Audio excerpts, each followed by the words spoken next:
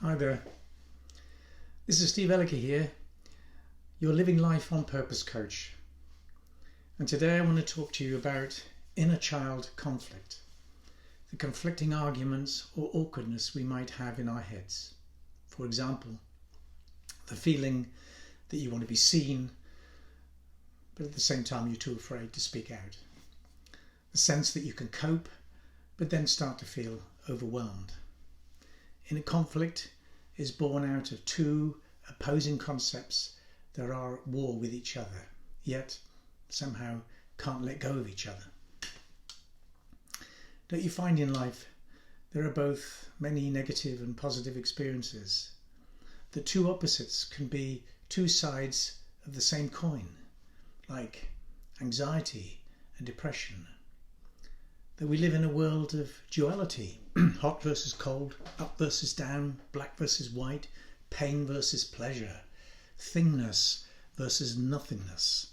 Is it possible that we can hold two diametrically opposite concepts or views in our mindset? That, for example, I can spend a lifetime working hard to feel good enough and yet hold a negative belief that I'm not really good enough, whilst at the same time these good enough or not good enough concepts aren't aware of each other?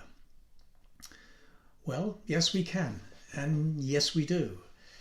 So then ask yourself, why would we do that to ourselves? It's almost as if, although these two opposing but essentially the same or wholly related concepts rely on each other, one can't exist without the other. Or maybe they're just attracted to each other in some kind of weird dynamic. Well, we definitely live in a world of duality, but holding these two concepts, I'm working hard to prove I'm good enough, whilst deep down believing I'm not good enough, does not serve us. And the only reason we keep hold of these two related concepts is because one of the concepts is in our awareness, working hard, and the other concept of I'm not good enough is subconscious and out of our awareness. In other words, our driver behaviour is in awareness and our limiting belief is out of awareness. Now, I have to ask myself, where does this driver behaviour come from? Where does it originate from? And likewise, who or what is responsible for the limiting belief that we're also holding on to? And I'd like to answer that question in a slightly different way. I mean, we could delve into our childhood for specific answers to those questions, but a life coach really isn't too interested in rummaging around in your childhood for unresolved grief or anger from old injustices.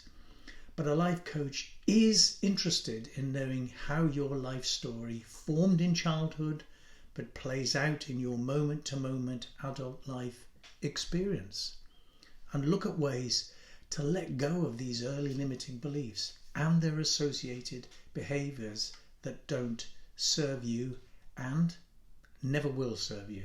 For example, do I need to carry on pleasing people as an adult to fulfill an unmet childhood need to be loved or feel worthy? No.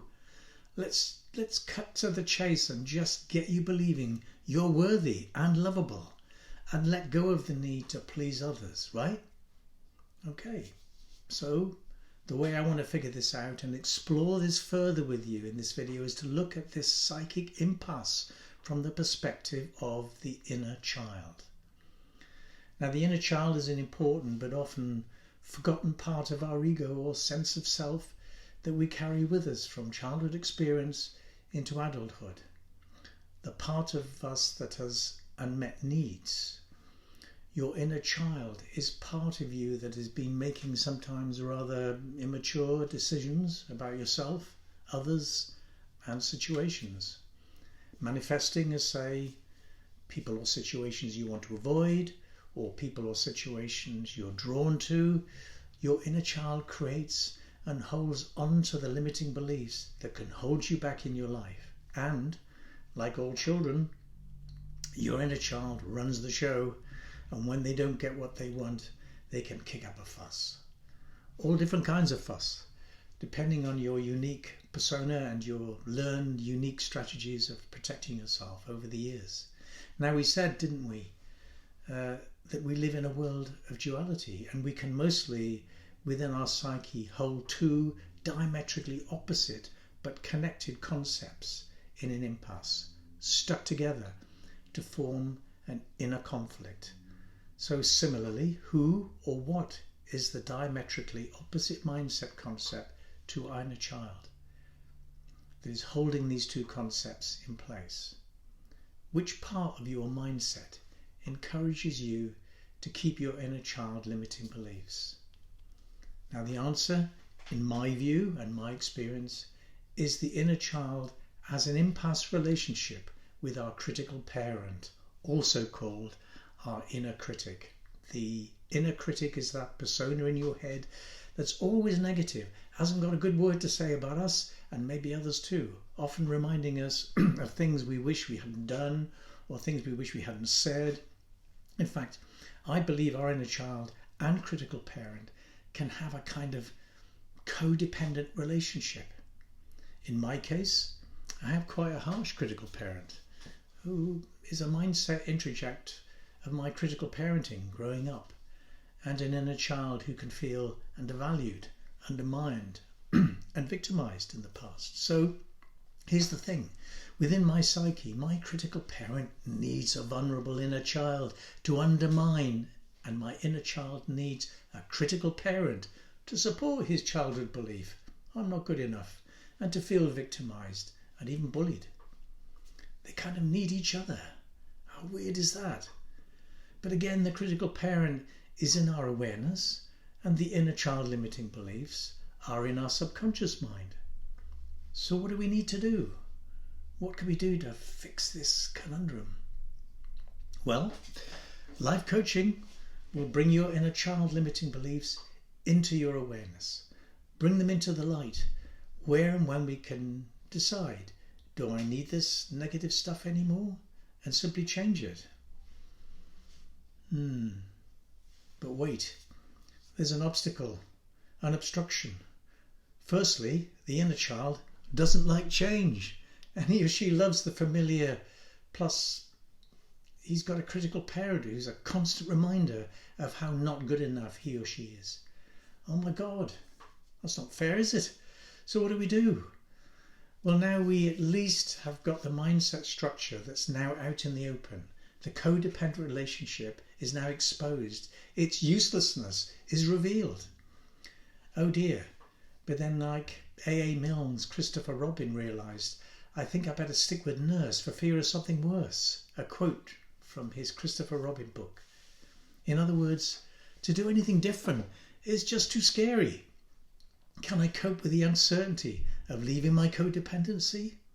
Well, you can. And we do this in several ways.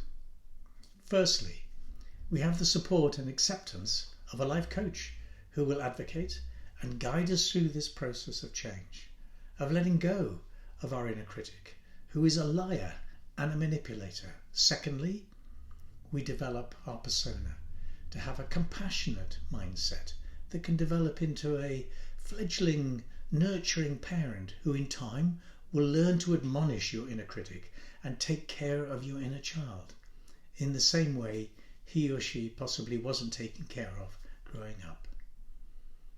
Thirdly, we create boundaries for our inner child using our adult skills and know-how, especially boundaries that are relevant to our limiting belief. So, for example, I'm not worthy limiting belief. You can create worth for yourself by taking care of yourself. Stop overeating or overdrinking. Do more exercise and have more healthy eating, placing value on who you are. Fourthly, we encourage a new and healthy relationship dialogue between our inner child and our nurturing parent with daily inner child meditations. And that's for another video. This is especially important where there has been a history of inner child neglect. Finally, change doesn't happen overnight. It happens gradually.